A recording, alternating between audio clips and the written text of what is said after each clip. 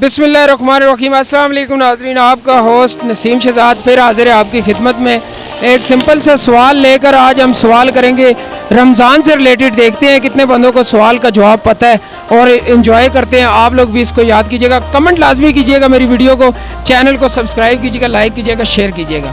Thank you. अस्सलाम वालेकुम।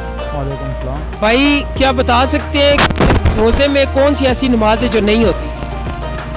नहीं होती। सवाल तो बड़ा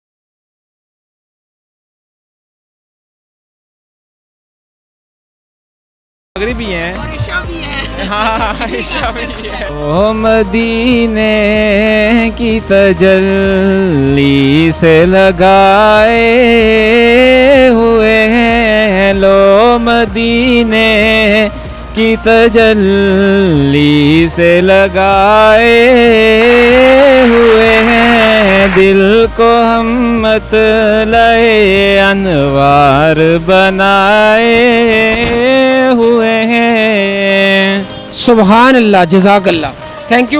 इशा की नमाज, तहज्जुद की नमाज, तहज्जुद की नमाज। आपने सही आंसर दिया है, मगरिब और इशा की नमाज नहीं होती।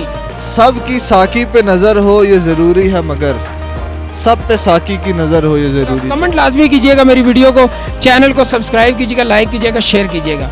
Thank you.